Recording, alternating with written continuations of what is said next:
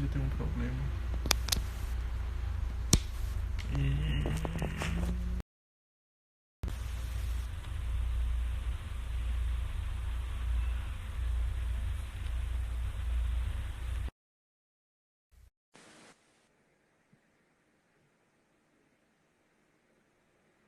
Não vai ter musiquinha, sério.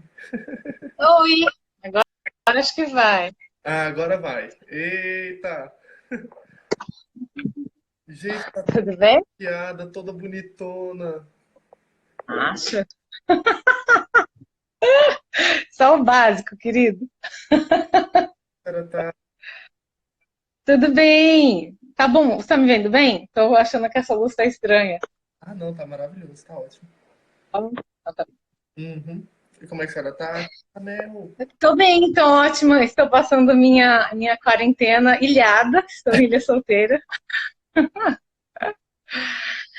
E está sendo muito bom, porque a minha família é daqui, então eu tenho mais apoio, né? Aqui é tudo mais tranquilo, é mais espaçoso. O coronavírus ainda não chegou na região, então a gente está tranquilo. Para que não chegue. Mas o isolamento, assim, todo mundo tá fazendo isolamento, mas assim, dá menos medo, né, do que aí em Brasília. Uhum. Então, estamos Vamos só esperar um pouquinho para as pessoas entrarem. claro. E você, tá em casa, tranquilo? Ah, tô em casa, tranquilo. É uma palavra muito forte. Quem tem ansiedade esse período de quarentena, é um... É, aí estamos nos virando como a gente pode, né? É dormindo, arrumando a casa, comendo e estudando. ah, é. E é estranho, né, você ficar assim, né, sem poder fazer, sem poder sair, É, sem poder fazer coisas que você precisa fazer saindo e ver pessoas, é estranho. olha, eu falo pra senhora que eu tô necessitando trabalhar. Eu tô querendo ver gente. Trabalhar. Uhum. E você tá dando aulas, não tá? Tô dando aula online. Uhum. Eu também. Também tô dando aula daqui. Porque, né, temos que ganhar money. Sim. Importante. A cabeça não pode ficar muito tempo parada, né? Nossa, senão Senão a gente fica doido. bagunça, né? Você até falou que esse projeto foi uma ideia junto com a sua psicóloga, né? Na verdade, E esse projeto. você teve. Tá conseguindo ouvir, Guilherme? Melhor? Então, ah, É porque, assim, esse projeto eu tive inspiração nela. Porque sim. eu acho que foi foi há uma semana atrás, 2 semanas atrás. Ela fez uma live com um médico psiquiatra e ela Uhum. e foi o assunto, a quarentena sobre mais ou menos o que a quarentena iria fazer na mente humana, entendeu? Os Uhum. temas e etc. E aí eu achei, tipo, pertinente nós fazemos isso com o piano também. E aí, a Claro. gente não faz com o piano, já que todo mundo tá de quarentena, ninguém tá fazendo nada, então, Uhum. então vamos nessa. E aí eu comecei no domingo passado com o Felipe Alexandrino, e aí eu não tô parando mais. E é todo dia vindo mais gente, eu tô achando muito legal e mais Que trabalho. bom. Eu Fidelizou já o seu programa. tenho que preparar roteiro, né, de perguntas, eu tenho que pesquisar sobre as pessoas que eu vou conversar. E aí eu fico, cara, legal, eu tô deixando minha mente bem pilhada. Ah, é muito bom. Que ótimo. Foi uma ótima ideia mesmo. Ah, e primeiro eu gostaria muito de agradecer a senhora por aceitar esse convite. Não é igual a professora Luísa nem a professora Gisele, que eu vou expor mesmo. Eu vou falar. Imagina, eu que agradeço o convite. E eu já tenho uma ideia de tópico para a gente sugerir para a Luísa. Pode deixar. Ah, amei. Às Então, vezes só falta uma sugestão de tópico. É igual mestrado e doutorado, assim. Eu vejo que muita gente começa e não sabe exatamente o que quer fazer, né, como tópico. Sabe que quer continuar os estudos, quer se aprofundar, mas no caso na parte da pesquisa, pelo menos nos Estados Unidos, né, você tem como desenvolver esse tópico durante o curso, né? Diferente do Brasil, que você já tem que entrar com um pré-projeto mais elaborado. Lá você ainda tem tempo para escolher o tema quando você já começou o curso. E muita gente não sabe o que vai falar, mas depois você recebe uns toques, ou enfim, se aventura por alguns assuntos que você percebe que tem interesse, às vezes nem sabia, né? Vamos dar esse toque para a Luísa e para a professora Gisele, né? Ah, e estamos aqui com a professora doutora Larissa Padioli, que eu tenho um imenso carinho, porque foi ela que me preparou para entrar na UNB. Ou seja, a minha vida, eu falo, tipo, sem modéstia alguma, que existe. Minha vida pianística é antes da professora Larissa e depois da professora Larissa. Então eu Meu fico Deus, muito que isso. eu comecei a ter aulas com a senhora, eu era bem capenga e, tipo, bem duro, bem tenso ao tocar. E, assim, a senhora veio e mostrou um mundo completamente diferente, uma forma de abordar o piano de uma maneira diferente, que a senhora mesmo falou que aprendeu nos Estados Unidos. Então, Uhum. Eu acho que quando a gente começou a trabalhar juntos, você nunca tinha parado para pensar em técnica pianística, assim, não tinha sido orientado, porque o aluno não tem culpa, né? O aluno, ele simplesmente está lá, ele tem a vontade de aprender, né? E o bom aluno segue as orientações. E quando não está dando certo e ele está seguindo, né? Muitas vezes o problema pode estar em como a orientação é passada, ou a falta de orientação, simplesmente, né? Então, acho que nesse caso realmente você não tinha iniciado um trabalho sólido com a parte técnica, né? Era um pouco intuitivo, né? E aí a gente não consegue ir muito longe. é verdade. Mas, tipo, foi incrível. E a partir daí eu comecei a pesquisar muito sobre a técnica pianística. Então, eu acho que a senhora, digamos que foi uma luz no fim do túnel para poder pesquisar e procurar mais sobre isso. Então, eu agradeço muito. Feliz, eu fico muito feliz assim de poder ajudar e muito honrada de poder assim fazer parte, né, da sua trajetória e ter colaborado, né? Eu acho que essa questão da técnica, depois que a gente começa a pensar, a gente vê muitos paralelos, né? Depois que a gente começou a falar disso, eu tenho certeza que você já ouviu muita gente comentando as mesmas coisas, usando os mesmos termos e trabalhando de maneiras bem semelhantes, né? Mas, enfim, eu vou apresentar um pouco a professora Larissa para as pessoas que não a conhecem, para conhecer e segui-la no Instagram e seguir o trabalho dela, que é incrível, maravilhoso. Ela foi. Eu vou falar um pouquinho por alto, porque o currículo dela é bem extenso, senão ia ficar uma vida e meia falando aqui nessa live. Nem tá. Para. Fiz graduação na UNB, ela fez bacharel e licenciatura juntos, né, professora? Fiz. Eu entrei no bacharelado e me prolonguei assim para fazer a licenciatura que eu achei que ia contribuir bastante assim para o meu curso e ganhar mais tempo também para aprender, continuar aprendendo piano. Ah, que ótimo. E ela fez mestrado pela Universidade de Wyoming e fez doutorado em performance pela Universidade de North Colorado, certo? Uhum, uhum. Beleza. É, ela foi orientada por muitas pessoas, certo? Mas eu acho que os principais foi o professor Ney Salgado e o Daniel Tarquínio na UNB. No mestrado, em Wyoming, foi a professora doutora, assim como o Diego fala, a mãe de toda a técnica, a Teresa Bogart. Isso, Borger. E, Uhum. e no doutorado foi o Justin Krubitz, né? Isso. No doutorado eu tive uma mistura também. Eu entrei estudando com o Caleb Harris. Uhum. O Caleb foi meu professor por metade do curso de doutorado. E aí depois ele entrou em sabático mais para o final do meu curso e eu recebi orientação da Singai, que é uma professora que dá aula em Boulder, na CU, Uhum.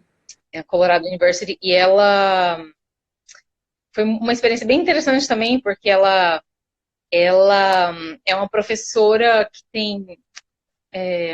Ela é uma professora em período parcial na CU, e Uhum. ela tem uma carreira com performance assim, bem forte, né, paralelamente à universidade, e terminei com o Justin. Então, o Justin chegou assim para fechar e me ajudar com o meu último recital do doutorado e também com a minha tese, né, de doutorado, que assim, ele foi excelente, assim, um ótimo orientador, muito prático, muito conhecedor e é uma pessoa que quer ajudar, sabe? Porque eu acho que o professor precisa querer ajudar.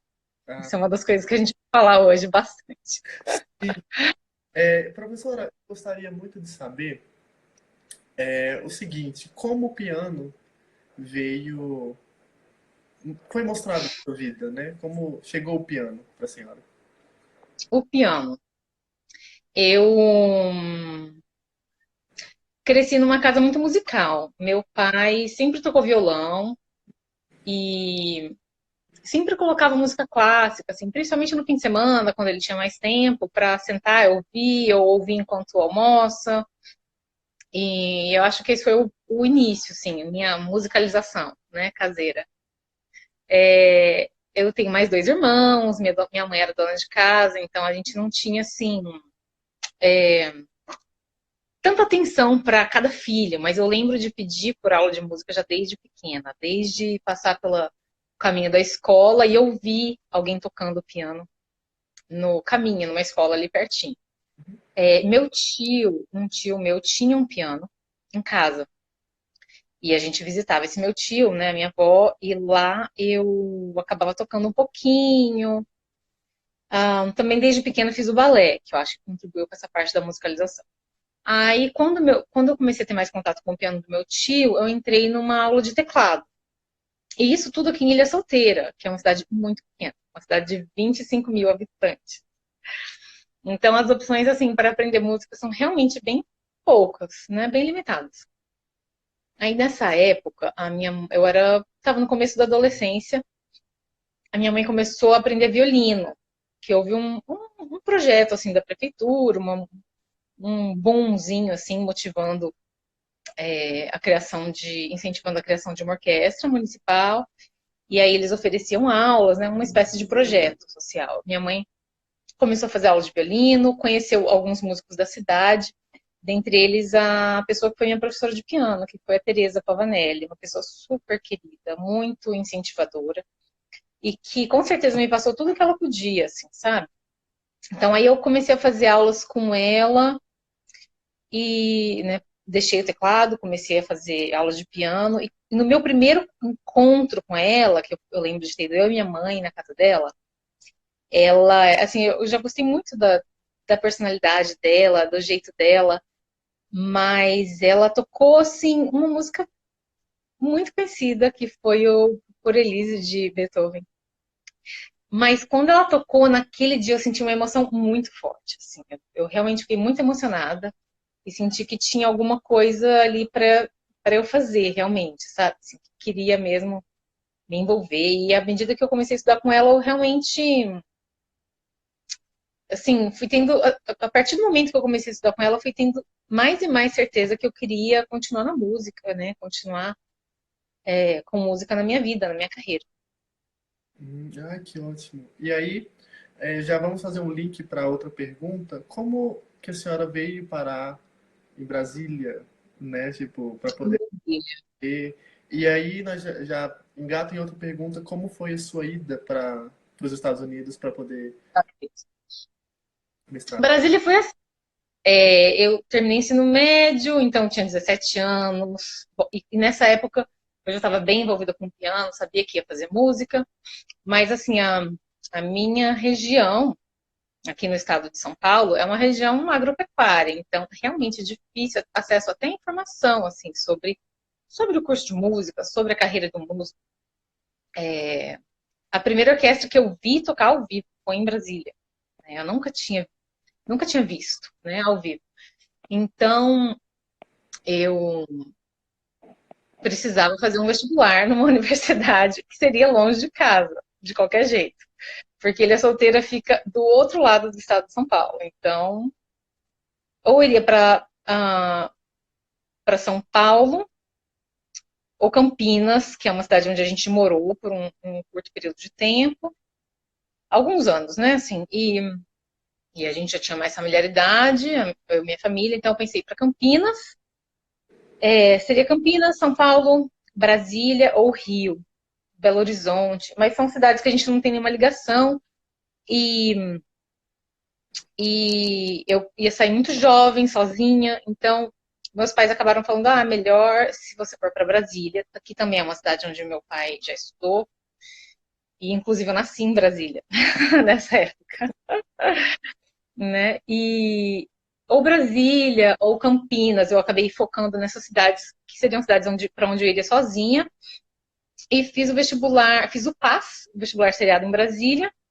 Também queria muito ir para Campinas e acabou coincidindo assim a data de uma das provas, da última prova do PAS com o vestibular de Campinas. Aí como o PAS é uma oportunidade, né, que você faz assim com muito planejamento, né, que é todo ano do ensino médio. Aí eu acabei dando preferência para o PAS e entrei e fui para Brasília. Daí em Brasília fiz a graduação com o Ney, que se aposentou, e depois com o Daniel Tarquínio. E lá, no último semestre, eu conheci a professora Teresa Bolger, que a gente manteve contato e ela me falou da oportunidade de um mestrado lá na Universidade de Wyoming. Uhum. Né? Então, aí nesse semestre, que era o meu último da UNB, eu gostei muito, eu fiz uma masterclass com ela, eu a ouvi tocar como convidada lá no departamento de música, no UNB. Gostei muito, né? Pensei, poxa, se eu tocar assim, um dia eu vou ficar feliz, vai estar bom, assim, é isso que eu quero continuar. Sim. E eu acho que ela pode me ajudar, né? E então eu mantive contato, daí comecei a estudar mais inglês para o TOEFL, que é um exame difícil, né? Uhum. E, e com isso fiz as gravações que precisavam, né, para entrar no programa de mestrado lá na Universidade de Wyoming. Ótimo. E assim, o que que foi exigido da senhora para poder entrar na Universidade de Wyoming? O que que a senhora precisou fazer? Qual foi os pré-requisitos? E como foi isso? É, Lá nos Estados Unidos, quando você vai entrar num programa de mestrado ou doutorado, você geralmente manda uma gravação. E aí você tem uma pré-aprovação ou não, e um convite para ir fazer a audição pessoalmente. Uhum. Quando a gente está em outro país, né, a maioria das universidades aceita que você faça essa audição por gravações, porque não fica, é muito dispendioso, né? A pessoa fazer uma viagem internacional, conseguir um visto, passaporte, só para fazer uma prova. Então, eles consideram essa audição por gravação, que foi o meu caso. E a aprovação do TOEFL, né? A gente tem que entrar no exame, tem que ter um nível razoável de inglês. Porque o que acontece? Lá na universidade, se você for bolsista, e no meu caso eu precisava ser, porque é, é bem difícil conseguir pagar todos os custos da universidade e se manter num outro país onde a moeda é muito mais forte que o Brasil, né? Que é a moeda brasileira. Então, eu acho que para a maioria dos casos dos brasileiros, receber bolsa é fundamental. E tem dois tipos de bolsa, né? Tem a scholarship, que paga pelos custos da universidade, as aulas, os laboratórios, até coisas que você pode nem usar, tipo academia, a biblioteca, que você vai ter que usar, mas paga todo, assim, o espaço da universidade que você vai precisar usar. E isso é uma boa quantidade de dinheiro. Mas ainda assim, você ainda não estamos falando de nenhum dólar para você se manter lá. Então, você ainda assim precisa comer, e pagar o aluguel. Então, aí existe um outro tipo de bolsa que é o assistantship. Para você conseguir tanto uma quanto a outra, você precisa trabalhar em retribuição. Então, aí eles vão te aproveitar da melhor maneira que eles acharem. Se o seu inglês é bom, assim, é fluente, compreensível, porque muita gente faz os exames e consegue passar, mas tem o forte em parte de escrita, ouve bem, mas às vezes não se expressa bem na outra língua. Quando você consegue se expressar bem, aí você pode ser responsável por uma matéria, né? Pode dar aulas lá, que foi a experiência que eu tive. Então lá eu tinha uma disciplina que eu ministrava e com isso recebia parte da minha assistantship. Outra parte era para acompanhamento. Então a gente tem um número X de pessoas que cada um é responsável por acompanhar, né? Ai, que E legal. aí você tem que dar conta de ensaios, aulas, no caso de cantores, ou enfim, até na aula dos instrumentistas, que você precisa participar, tocar, e recitais, Uhum. né? E aí então você tem uma carga horária de trabalho para cumprir em retribuição à bolsa que você recebe. Sim. É mesmo Outra parte. a senhora tendo feito para piano performance, né, o mestrado, mas a senhora precisava trabalhar também como é, collaborative pianista, né? Sim, sim, sim. Sim, os pianistas geralmente vão trabalhar como acompanhadores. E, se possível, assim, eles usam também como monitores, né? Você pode ser monitor, por exemplo, teve um semestre que eu fui monitora da disciplina, era uma teoria, não, essa era oral skills, então era percepção, né? Teoria com um pouco com foco em percepção, um pouco de teoria e percepção. E nessa matéria eu tinha que ouvir as tarefas e ver se os alunos estavam fazendo corretamente, dar uma nota. Então, a gente tinha que ir para uma outra sala e ouvir de um em um, Uhum. né? Porque a aula continuava na sala principal e a gente ficava ouvindo as tarefas. Porque como tem que ser uma pagação de tarefa, né, individualmente, então precisava desses monitores para ouvir, né? E no outro caso foi a matéria classe piano, que é piano em grupo, que é uma matéria que tem muitas turmas nos Estados Unidos, né? Todo mundo faz, todos os alunos de música precisam fazer um piano básico. Então essa matéria é muito importante lá. E os alunos que fazem, por exemplo, composição, regência, eles fazem 2 a 3 anos de piano em grupo, né? Que os grupos vão ficando cada vez menores. Mas então é uma matéria obrigatória também, que geralmente os alunos bolsistas que dão. Entendi. E é uma coisa muito boa, porque assim, Uhum. é um pagamento muito bom. Porque você nunca na vida vai trabalhar tão poucas horas e receber tão bem. Porque o custo da universidade é muito alto. E você não trabalha tantas horas. Porque eles consideram que você é um estudante, precisa de horas para fazer as disciplinas e estudar. Então, você é muito bem pago, na verdade, nessa situação. Que legal. Ó, pessoas que estão assistindo, já fiquem de olho nesse tipo de bolsa. Professora, a senhora acha que tem algum tipo de, como posso dizer, algum tipo de perfil o tipo de habilidade que o aluno precisa ter para poder fazer mestrado em performance, ou mestrado em pedagogia, ou mestrado em piano colaborativo e tal? Sim. Então, sobre os perfis, né? Primeiro, a gente pode falar queria só falar um pouquinho sobre as áreas, né, acadêmicas. Hã? Nas áreas acadêmicas, a gente tem a performance, instrumento, Uhum. tem a pedagogia, tem, no caso do piano, o piano colaborador, né, ou acompanhamento, que é o piano na música de câmara, ou o piano acompanhando. E aí, nessa área ainda tem uma... Tem sub-áreas, né? Tem o pianista que acompanha cantores, e que podem ser muito exigidos na área da ópera, preparação e ensaios para ópera, preparação desses cantores. Tem o pianista que trabalha mais com instrumentistas, que é um repertório muito específico. e em grupos, né, de música de câmara também. Então, assim, tem essas sub-áreas ainda na parte de piano colaborador. E na universidade onde eu fiz doutorado, na UNC, tinha uma área de canto era muito forte, tinham pessoas muito, muito bem capacitadas. E o Caleb Harris era um pianista colaborador muito envolvido também com o canto. Então, ele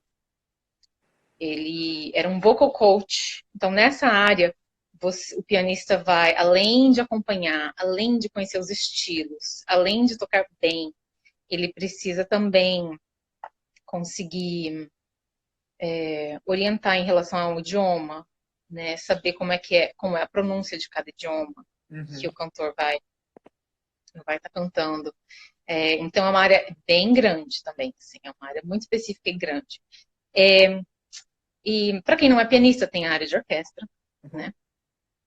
E também tem a musicologia, que é uma área que envolve bastante pesquisa, bastante leitura. E quem se aprofunda nessa área vai produzir mais material escrito, né? Vai produzir mais artigos, publicar livros, escrever livros, né? É uma área de pesquisa um pouco mais teórica. Se bem que tudo em música envolve muito de percepção, de apreciação musical, um pouco de análise, teoria, mas essa é a área de musicologia, né? Então, dentro dessas áreas, eu tive a sorte, assim, fiquei muito feliz, né, no meu doutorado por ter feito o doutorado em performance com uma segunda ênfase em piano collaborative. Porque no doutorado, geralmente, nos Estados Unidos, você tem duas áreas, uma principal e uma secundária, né? Nas quais você ainda precisa fazer exames de qualificação e recitais nas duas áreas. Seu trabalho escrito pode ter a ver com uma ou a outra área, né? E eu gosto muito, muito da parte de collaborative, eu gosto muito de tocar com as pessoas. E eu acho que essa é uma das características da pessoa que vai tocar com o outro.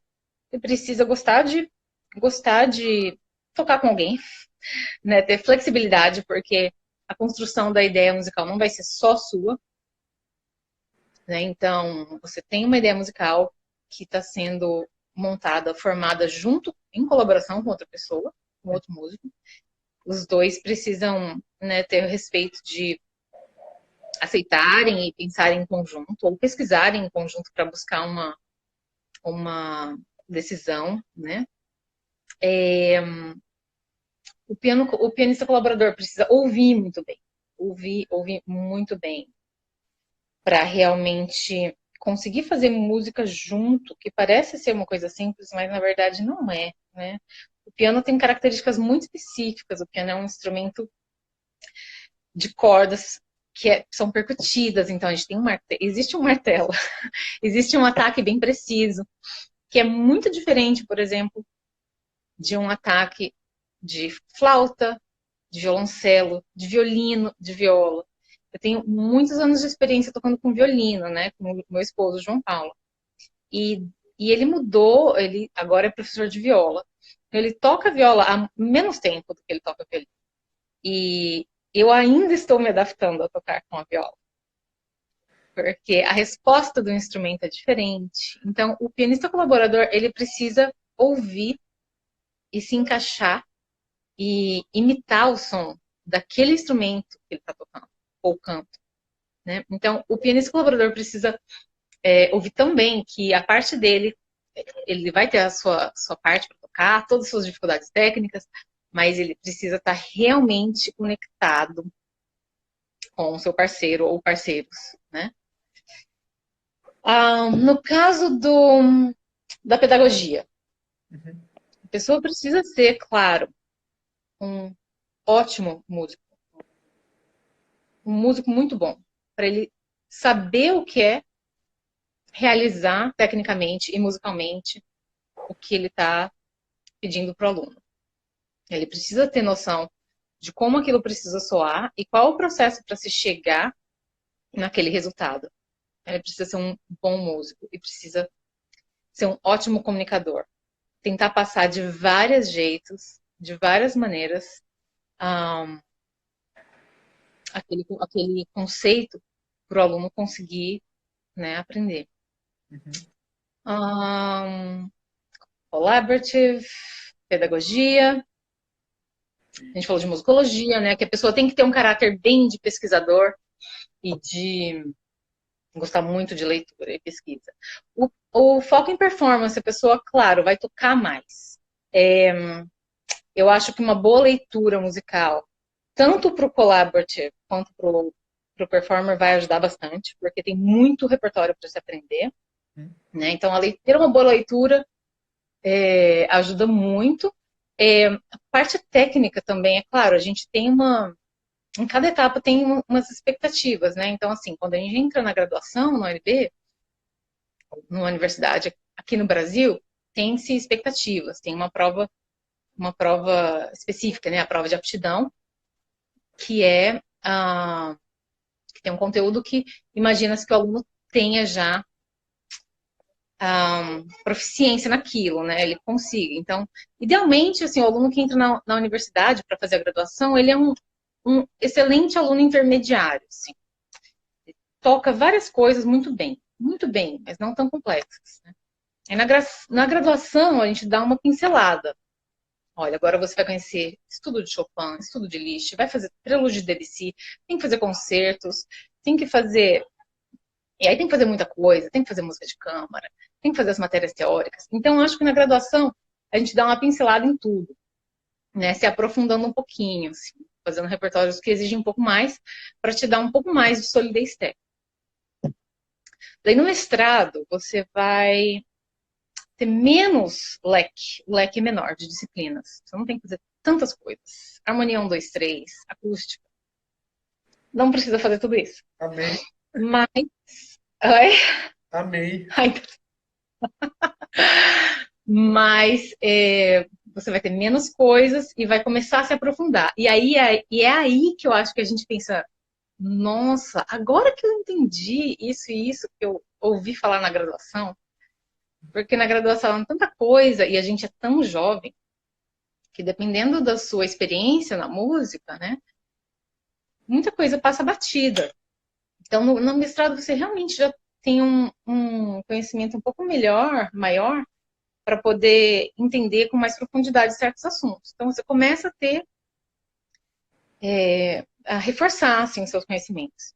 E no doutorado, realmente, eu acho que você começa a se sentir um especialista, né? Você pesquisou, você fez exames de qualificação, você escreveu, você defendeu, você tocou, você ensaiou muito. Então, aí você tem um pouco mais de experiência para você poder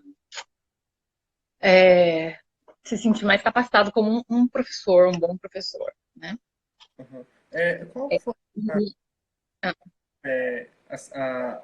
o que foi que a senhora escreveu na sua tese de mestrado e na sua tese de doutorado, para a gente poder saber um pouquinho?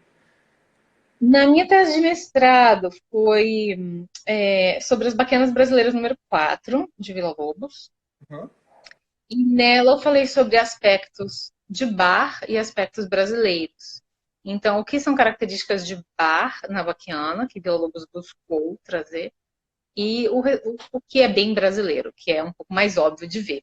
E também fiz um pouquinho de um paralelo entre a versão orquestral, que Villa-Lobos mesmo escreveu, e a versão do piano. Então, como que a interpretação muda, né? Pode mudar quando a gente está tocando no piano, e o que é possível ser explorado na versão orquestral. Então, esse foi o tema de mestrado. Mas foi um trabalho curto, porque a mestrado em performance, geralmente nos Estados Unidos, exige um documento escrito mais curto, né?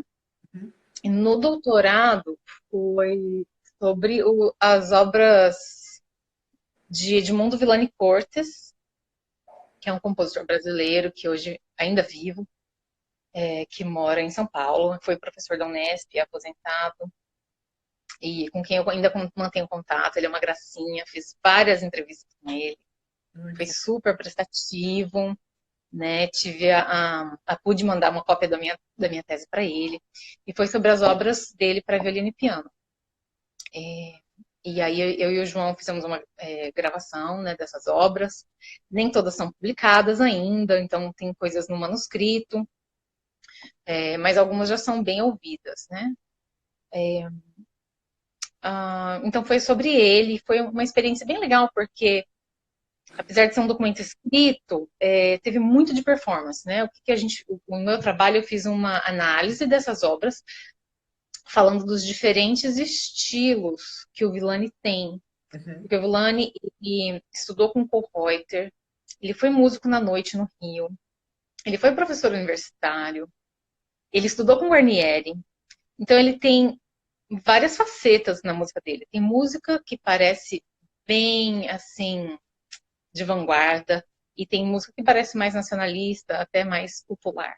Uhum. Então eu apontei esses elementos dos estilos diferentes na obra do Villani para violino e piano.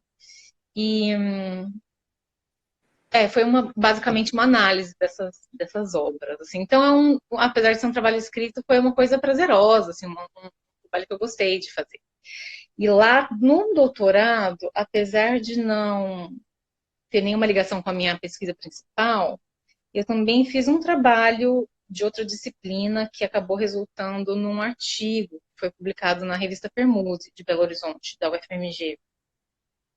É um trabalho sobre os prelúdios de Bach, os prelúdios do cravo bem temperado, e lá eu falo sobre os diferentes estilos também desses prelúdios, né? E abordagens pedagógicas, né? Então, como usar certos prelúdios, o que salientar pedagogicamente nesses prelúdios e a que outros estilos eles são comparados, já que nem sempre eles se parecem com prelúdios, né? Outros têm características contrapontísticas, características de danças barrocas. Então é sobre isso que eu falo nesse artigo. Uhum. Então eu acho assim que foram bons frutos assim, do doutorado. Esse último artigo que a senhora foi até publicado na revista, a gente poderia ter acesso? Claro, eu posso mandar um link, talvez, por onde? Por aqui depois? Então, depois aí, quem quiser, aí a senhora manda para mim pelo WhatsApp, ou então por e-mail, que aí quem quiser. Ou então pode entrar em contato com a senhora e pedir. Eu acho que é bem interessante esse artigo. Claro. Tenho. O que cortou? Eu tenho vontade de ler esse. Ah, sim, os artigos são mais práticos e curtos. Né? Você não quer ler minha tese de doutorado? No futuro bem próximo. Professor, uma outra pergunta. Ah, Como é mais ou menos que a senhora vê essa junção de professor de faculdade e performer, que viaja pelo mundo todo fazendo recital e como é que ficam os alunos dessas pessoas e etc. Como é que a senhora encara isso ou vê? olha, vou falar de dois perfis, basicamente. O perfil do professor universitário no Brasil é um perfil de professor universitário, no geral, é bem versátil, mas no Brasil eu acho ainda mais. No Brasil, o professor universitário ele vai trabalhar com ensino, com pesquisa e com extensão. Esses são os três pilares da universidade. Uhum. Então, você precisa produzir ensino, pesquisa e extensão. Mas a gente está na música, então ainda falta performance, né? Ainda tem plataformas e estão ainda se estudando se performance vai contar, vai entrar na área acadêmica como pesquisa, porque se produz muito, os professores de instrumentos produzem muito em produção artística, performance, e às vezes não é contabilizado como pesquisa, parece que você não fez nenhum tipo de esforço nesse sentido, o que não é verdade. Uhum. Então ainda tem uma certa, ainda está tentando se encontrar assim, a melhor maneira de enquadrar a performance aí na academia. É difícil porque a universidade tem um perfil e a arte tem outras demandas, né, outras necessidades. Mas então, assim, olha só, são 4 vertentes. E é muito difícil você conseguir fazer tudo. Além disso, tem a sua vida pessoal, sua família, filhos, relacionamentos, problemas, enfim. Então, a universidade tem essas características. Eu acho que o professor universitário, o professor, em geral, ele precisa ser muito bom músico, precisa tocar muito bem, precisa ter vivência, experiência musical. Mas ele precisa, assim, acima de tudo, ser um ser humano excelente, um ser humano exemplar. Porque ele está lidando com formação de jovens. E, e para isso você precisa ter muita sinceridade, né, para ajudar com realmente o que precisa, mas também muita sensibilidade. É um trabalho que exige muita responsabilidade. O professor, ele tem responsabilidade pela evolução do aluno, ele tem que pensar no roteiro, na trajetória. Esse aluno vai fazer esse programa, depois isso, essa peça, isso encaixa para suprir tais deficiências, isso vai desenvolver tais coisas. Então, o professor, ele precisa realmente pensar no aluno. Ele tem que se importar. Uhum. Se ele quiser ser um bom professor, ele tem que se importar. Agora, a carreira de performer precisa existir em algum espaço. Então, é difícil você ser um grande performer, um grande intérprete, mundo afora, e manter um emprego na universidade. Nos Estados Unidos, os professores também precisam ser versáteis, mas o professor de instrumento, o professor na área de performance, acaba tendo que dar. Se ele estiver numa universidade maior, ele não precisa dar tantas disciplinas diferentes. Então, piano, harmonia, teoria, percepção, que exigem preparações muito diferentes.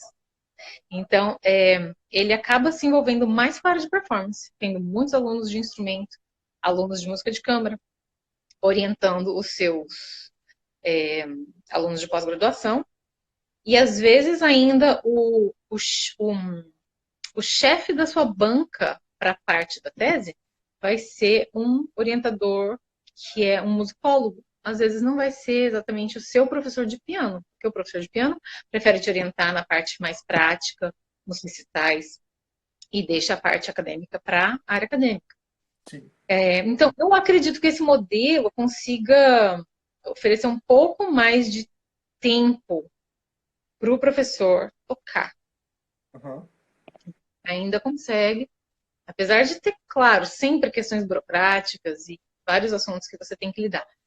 Mas eu acredito que tem-se um pouco mais de tempo para você tocar e estudar, se manter ativo.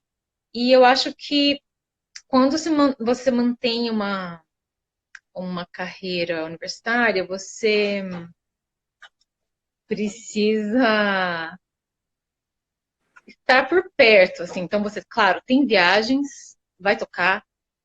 É muito legal você fazer contato com outras instituições, trazer alunos, né, ter esse intercâmbio, dar masterclass em outros lugares. Mas você está limitado, né, pelo seu emprego fixo, que é o da universidade.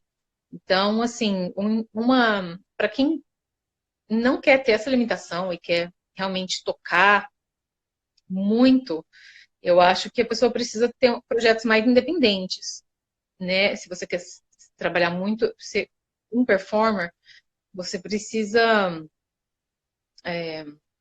trabalhar com projetos independentes, buscar agentes, muita promoção, autopromoção, né, do seu trabalho, promoção do seu trabalho nas mídias e, enfim, talvez manter um círculo menor de alunos particulares, né, é uma das possibilidades, assim, que eu vejo.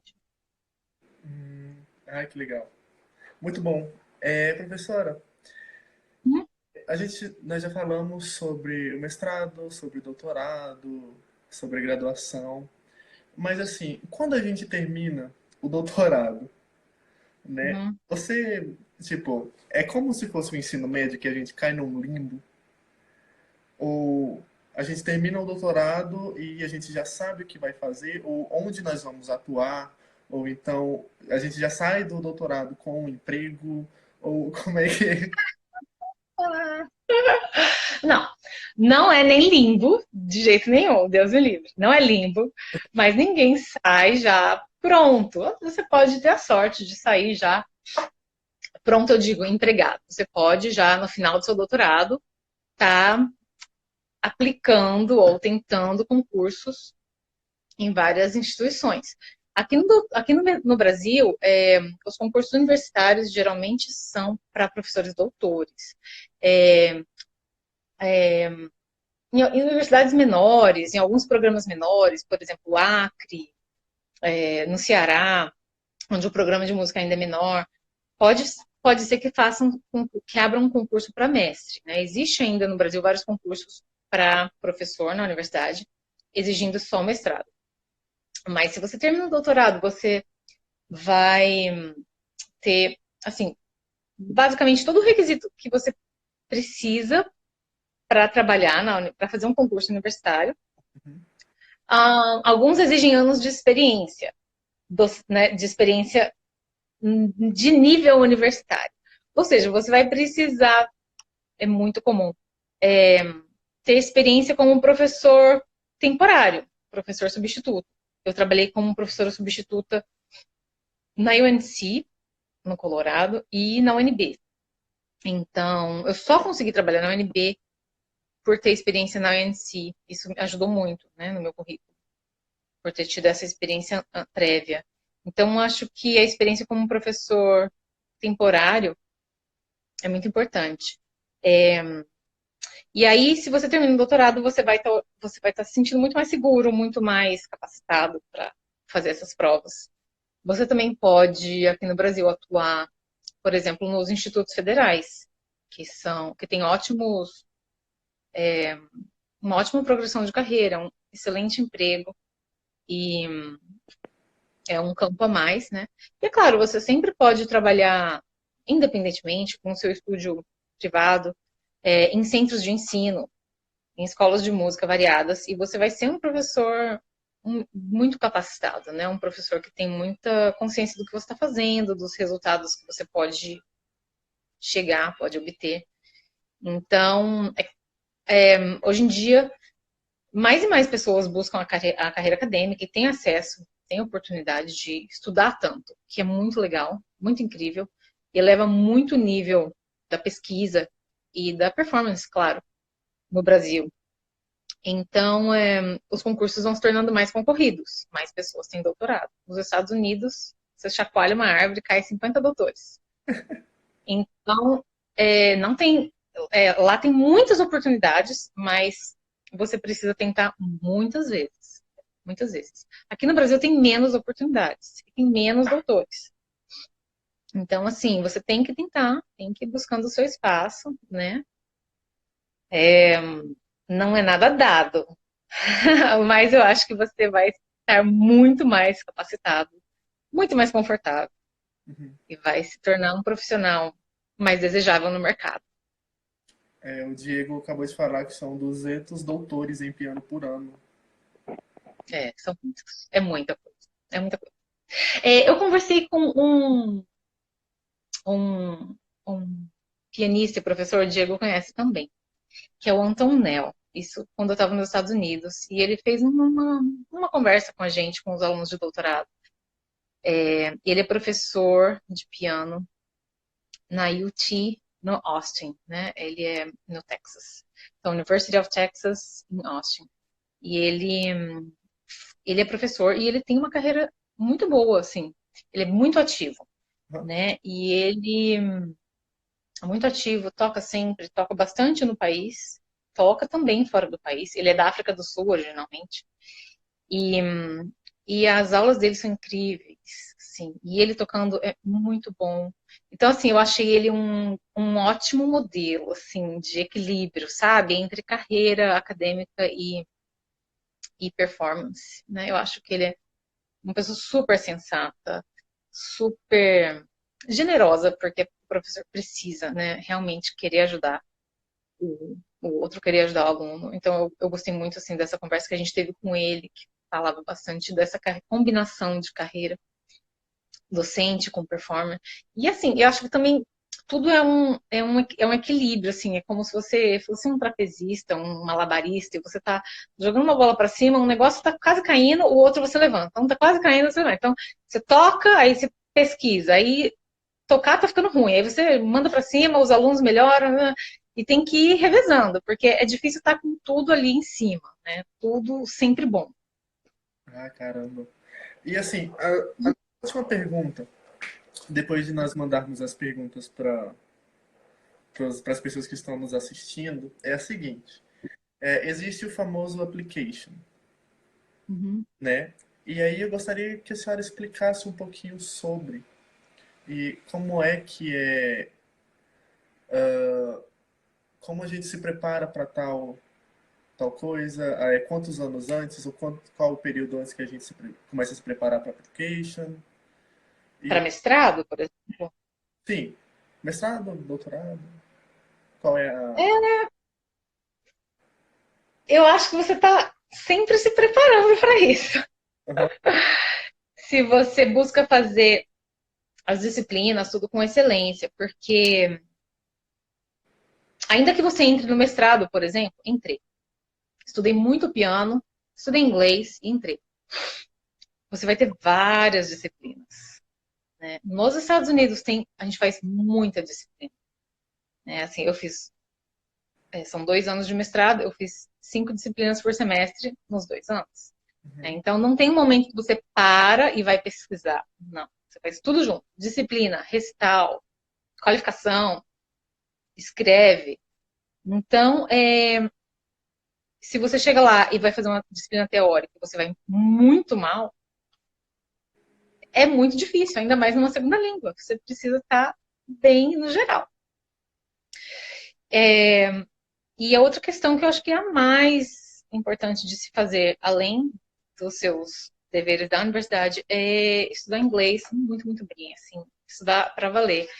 Inglês eu digo porque você vai se virar bem com inglês em qualquer lugar, mas claro, se você for estudar em um outro país que não fale a língua inglesa, estudar essa língua para tentar ser o mais proficiente possível, porque aprender tudo numa segunda língua é mais difícil, né? No começo eu tinha muita dor de cabeça. O meu dia acabava muito rápido, assim, dava 5 da tarde eu estava morta, assim, muito cansado nos primeiros meses, porque era tudo em inglês. Aí depois você vai se acostumando, né? nem... Então eu acho que estudar a língua, ouvir muita coisa em inglês, assistir as coisas em inglês, assistir sem legenda, assistir com legenda em inglês e assistir sem legenda. Então eu acredito que a língua assim tem que ser levada bem a sério. Então, assim, professora, as minhas perguntas aqui confeccionadas já foi. Eu vou procurar uma pergunta aqui que o Guilherme, que ele... Daqui a pouco a gente vai falar. Ele perguntou logo no início sobre, e aí eu vou procurar aqui, serão... Achei. Como Achou? estudante de piano é visto nas universidades americanas, Eu acho que é isso. quais as características do cinema brasileiro? Acho que é um pouco clichê, não sei se é um pouco clichê ou se eu já me acostumei com isso. Geralmente os alunos brasileiros são bastante musicais. Geralmente os latinos são assim. Não só os brasileiros, os mexicanos. Eu acho que tem com características culturais. E outros alunos, por exemplo, asiáticos, têm a técnica muito, muito solidificada. Então, assim, eu acredito que o aspecto técnico é o ponto fraco do aluno brasileiro. Uhum. Porque a gente não começa a estudar com bons professores desde o início. Isso é uma coisa muito importante também a se dizer. A pessoa fala, o meu aluno é criança, mas tá estudando ali, o meu filho é pequeno, tá estudando com qualquer pessoa, porque ele é pequeno ainda. E isso é um erro tremendo, assim. Eu agora sou professora no Centro Suzuki atualmente, e eu vejo, assim, a diferença que faz, assim, ensinar uma criança corretamente desde o início, né, desde o ponto zero. Você já vai ensinar técnica no dia 1. Você vai corrigir posição da mão no dia 1. Você vai corrigir qualidade de som daqui a pouco. Você vai falar de rotação do pulso no livro 1. Então, assim, aqui no Brasil, a gente não tem uma educação musical forte. As pessoas começam a estudar música mais tarde. E quando se começa na infância é muito mais fácil. os conceitos técnicos são incorporados com muito mais facilidade. Uhum. E aqui a gente não pode deixar para aprender de verdade ou a sério, ou pagar mais caro por aulas de música quando você já é grande e está nas beiras de uma prova e tal. Entendeu? Já é mais difícil. Então a gente tem essa deficiência técnica, de modo geral. Uhum. Outra perguntinha, o professor João Paulo Casarotti, que amanhã ele vai estar conosco, já estou dando spoiler. Ele pergunta se a senhora já teve depressão cultural, estando lá nos Estados Unidos. Depressão cultural, não. Não sei se. Não sei se é bom ou ruim. Eu me identifiquei muito. Eu adorei. Assim, eu gostei muito. Primeiro a gente foi para Wyoming, que é um estado muito, assim, ermo, tem pouca gente, é muito frio. Mas a cidade que a gente estava parece a minha, né? Laramie parece Ilha Solteira. É uma cidade universitária, todo mundo é estudante ou professor. Então, tinha uma universidade que tinha muita bolsa. Uhum. Então, tinha alunos internacionais de muitos lugares. Muitos, muitos. Então, assim, a gente conheceu gente da Tailândia, da Bielorrússia, da Alemanha, de Honduras, assim, de muitos lugares. De Laos, sabe? Assim, de lugar que eu nem. Ai, nossa, é verdade, existe. Então, a gente teve um intercâmbio cultural muito forte lá em Laramie. Uhum. Então, apesar do frio, apesar da cidade pequena, foi muito bom porque a gente tinha de grupos para se socializar. E por ser muito frio e a gente está começando ali no país, a gente estudava bastante mesmo, sabe? Foi bem intensivo. E depois no Colorado já era muito mais legal, né? Assim, o pessoal é muito receptivo com os brasileiros. Nossa, você é do Brasil, que legal! Como é isso? Como é aquilo? São mais fáceis de socializar, o clima é muito melhor, né? Tem muito sol e o sol realmente derrete a neve, então você consegue ficar confortável mesmo no frio. Então eu não tive, o meu marido teve, ele ficou um pouco mais resistente assim a essa adaptação, mas depois eventualmente ele se adaptou. Gente, a última pergunta, se alguém tiver, aproveitar que já estamos todos Ah, soltos. e uma pergunta interessante aqui, Caio Demarias.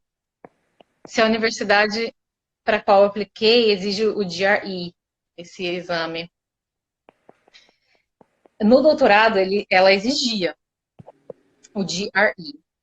Só que é um exame de inglês e matemática. Que várias universidades exigem para o doutorado. E é muito, muito chato esse exame. Porque é diferente do TOEFL, que é um exame que apresenta um contexto para você responder. É um exame que é muito assim, essa palavra se parece com essa ou essa, é isso ou é aquilo, é muito preto ou branco. E a matemática, era uma matemática assim, do ensino médio, que há muito tempo eu não lembrava. Então eu precisei estudar um pouco para esse exame. Mas a maioria dos cursos de performance não exigem mais o GRE. Então, quando eu fiz, o meu professor, o Caleb, falou: olha, a gente tem esse GRE, mas ele, por enquanto, é mais uma formalidade. Eu acredito que ele não seja um empecilho, né? Tanto que eu fiz e eu não passei e nunca me cobraram. Eu acredito que hoje em dia nem seja mais exigido na UNC. Né? Ai, que bom. A última pergunta é do Guilherme, que ele está bem engajado. Estou bem feliz. Clarquinho. Você como se pode ser mais espaço pode ter mais espaço nos mestrados profissionais? Ah, não entendi. Fala de novo, por favor. Você vê que a performance pode ter mais espaço nos mercados profissionais? Eu acredito que sim. Claro, acredito que sim. E que esse mestrado profissional em performance, ele faz muita falta, né? Porque a gente precisa mais de uma combinação de performance com, por exemplo, pedagogia, assim, uma coisa muito mais prática